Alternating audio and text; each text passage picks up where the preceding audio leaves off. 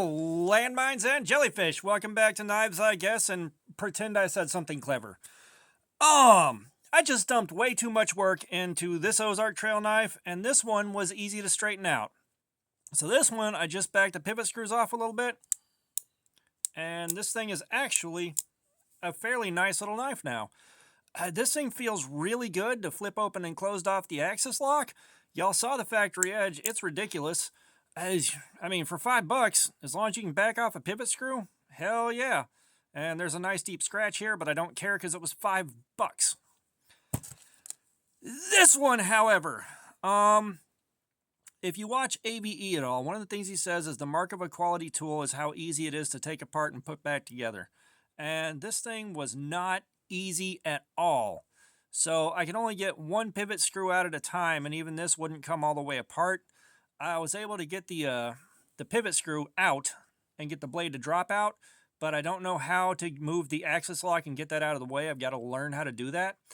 And underneath the flipper tab, right here in this little gap, this underside of the flipper tab, I got in there with the work sharp with one of the coarse belts on it, and I was able to grind this back a bit. So now it does the thing. But that was an ungodly amount of work, and getting it back together absolutely sucked. These screws are garbage. The pivot screw is absolute garbage to try to take apart, and the fit up is so bad in there that it was nearly impossible to get it pushed back in. I mean, this thing fought me every step of the way. But, you know, I am trying to learn how to work on my stuff and make things better, so I really feel like I learned a little bit just taking this thing apart and making it work. And, you know, I'm happy I did that. If you have a small grinder and you really want to play with one of these, by all means, have at it. A file and a lot of patience will get you there. I was using this needle file for the first bit, and it was getting better and better slowly, but I got impatient and went over to the grinder. So you can do this with a file and do it the cheap way.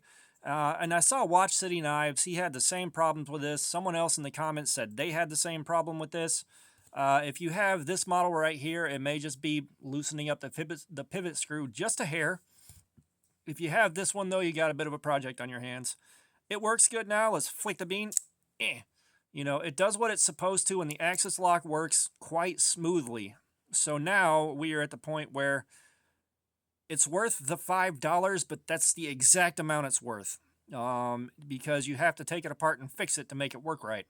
And that's no good. Like, you could have used it as a knife for a very basic function if you needed to. However, the quality of life with it kind of sucked. This, however, is definitely exceeding its $5 value and punching above its weight. I may stack this up against the Harbor Freight Gordon knife at some point when I get bored enough to do it, and see how they hold up, because this thing is designed well. The ergos are good. Everything about this is pretty good. I don't know how the polypropylene scales are going to hold up over time. I will say, though, they shave a good bit of weight off of these. Like, they feel kind of light. They're not super light, but they do feel kind of light. So these should carry nice and comfortably and easily.